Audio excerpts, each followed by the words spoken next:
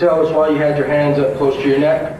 Because I saw what he did to Katie and I was scared he was going to do it to me. You committed the worst possible crime. This is Michael Elijah Adams. Adams, often known as Crazy Mike, was a self-described enforcer who spent almost 3 decades riding trains and murdered about 16 drifters throughout America.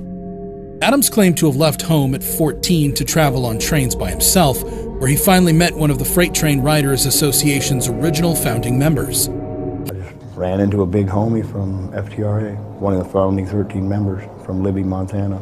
Stole $80 from my mom, and the rest is history.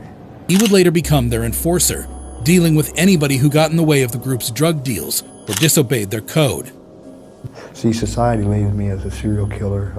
Other people label me as an enforcer, and other people just think I'm psychotic.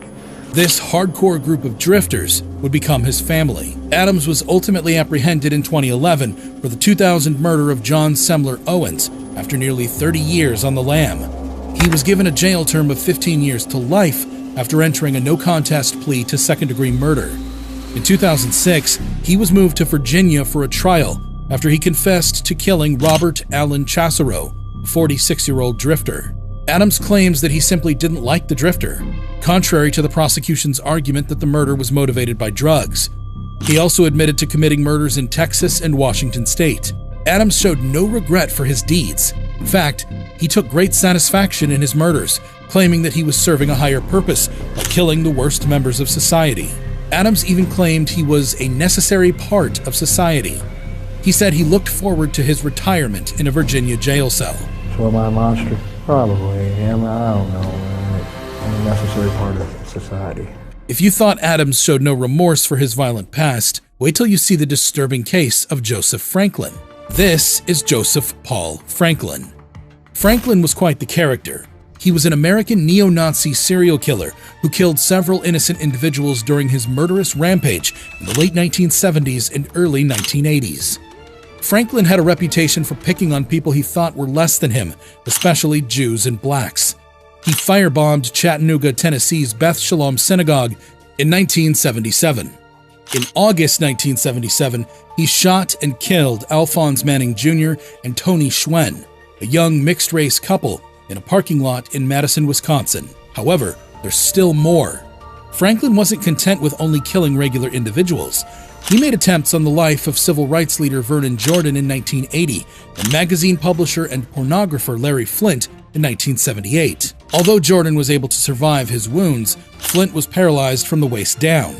Surprisingly, Franklin wasn't found guilty in either case, although he later confessed to both acts. Franklin admitted to having committed more than 20 racially motivated murders. But, I try to do it, the opposite way by killing blacks, or interracial couples.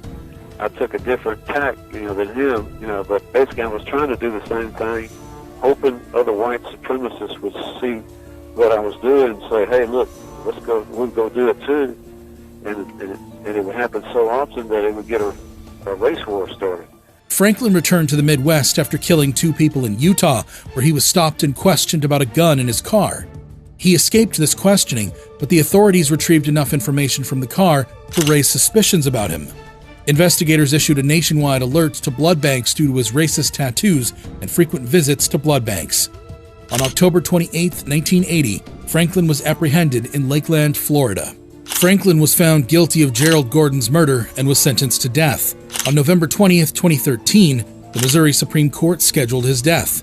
Flynt requested clemency for Franklin in October 2013, stating that a government that forbids killing among its citizens should not be in the business of killing people itself. Eventually, Franklin was executed by lethal injection after being granted 2 stays of execution. I was doing the will of God. I thought I was actually doing right.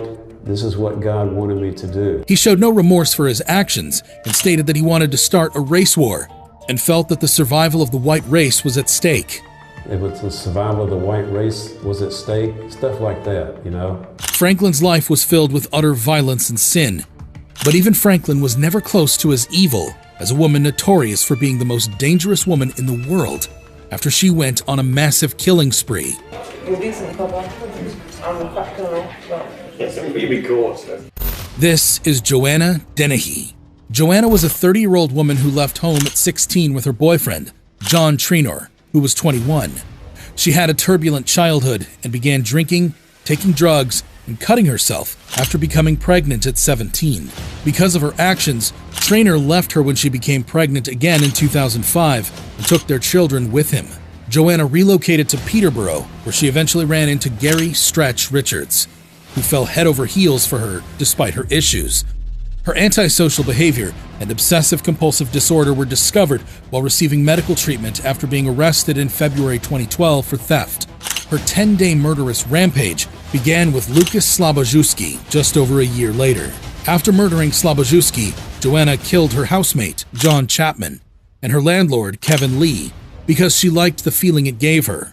Her goal was to emulate the notorious Bonnie and Clyde couple by killing 9 men. She didn't succeed in achieving her objective, and just a few days after they discovered the body of the first victim, authorities detained her.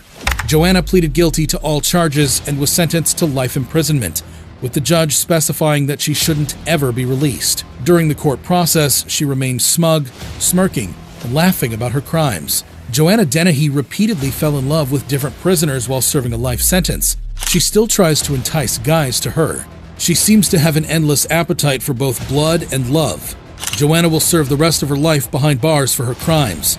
But that's not the case for this next brutal murderer. This is Tommy Lynn Sells. Sells is one of the most infamous serial killers in the U.S. Although he was only found guilty of 1 murder, he was believed to have committed 22 further killings and made multiple claims to have killed more than 70 people. How many people have you killed?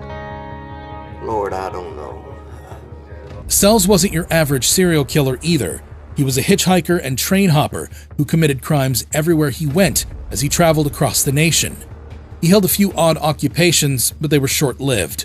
Sells was diagnosed with personality disorder, substance use disorder, bipolar disorder, major depressive disorder, and psychosis, among other mental illnesses. The murder of 13-year-old Kayleen Harris and the attempted murder of 10-year-old Crystal Searles were 2 of Sells' most terrible acts. Sells assaulted Crystal and cut her neck. Fortunately, Crystal survived and identified her assailant to the authorities, which resulted in Sells' arrest.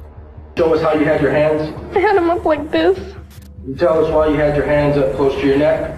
because I saw what he did to Katie and I was scared he was going to do it to me. Although Sells admitted to committing many more crimes, some of which were never verified, police believe he killed at least 22 individuals.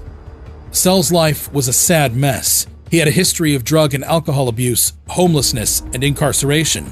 Even while incarcerated, he got married, but soon after his release, he divorced her. Sells showed no remorse for his crimes and gleefully detailed how he attacked his victims. Sells was handed the death penalty and was executed in April 2014. Remorse seems to be an unknown word in the dictionary of murderers, including Scott Nelson. This is Scott Edward Nelson, a 55-year-old career criminal found guilty of kidnapping and killing Jennifer Fulford, a 56-year-old nanny in Florida. It all started in September 2017 when Nelson broke into Fulford's workplace, tied her up, and then put her in the trunk of her car. He took $300 from her bank account and repeatedly stabbed her in an empty area outside Orlando. The homicidal maniac killed Fulford to cover up the crime. Fulford was reported missing after failing to pick up her nanny's child from school. Her purse was discovered in her employer's toilet without her cell phone, wallet, and electronic tablet. Her 2015 gray Hyundai SUV was also missing. An unusual attempt to withdraw $300 from her bank account provided the next clue. An ATM surveillance camera captured the transaction's moment, showing a white male with spectacles and a ponytail. Nelson was identified by the police and apprehended in Jacksonville, Florida, 141 miles away from where Fulford's body was discovered. Nelson had a criminal record, receiving a 15-year sentence for kidnapping his father and robbing a bank in Daytona, Florida. After serving time, he was freed in 2010, but quickly returned to robbing a Wachovia bank in Daytona, Florida. He was sentenced to 87 months in federal prison and was released again in 2017, just before kidnapping and murdering Fulford. Nelson confessed to the murder and theft, but showed no remorse for his actions. Zip ties? Yes, I did. You bought duct tape? That'd be correct. You bought a knife? I sure did. You, at that point, formed a plan to use those items. You knew that somebody was going to pay for how you've been treated. That is very accurate.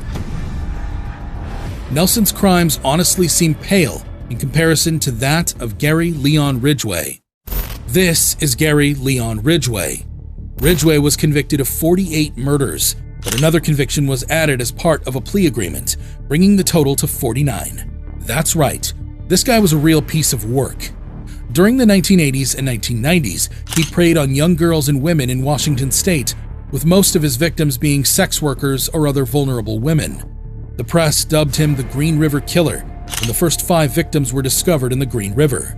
He would strangle his victims by hand, then dump their remains in King County's forested areas. But here's the terrible part. He would occasionally return to the bodies to have sexual relations with them. It's truly sickening.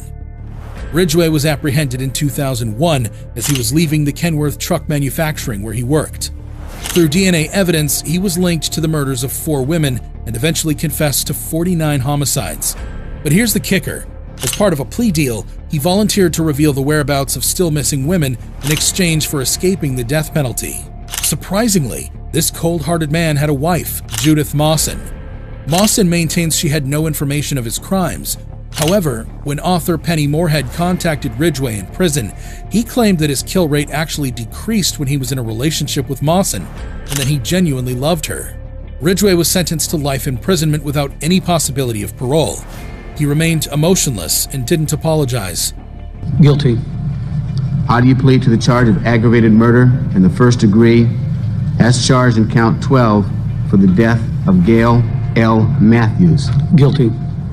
How do you plead to the charge of aggravated murder in the first degree, as charged in count 13 for the death of Sandra K. Gabbard? Guilty. If you thought these killers were cold, watch how some of the world's most disturbing child molesters react to their own life sentences. Click here.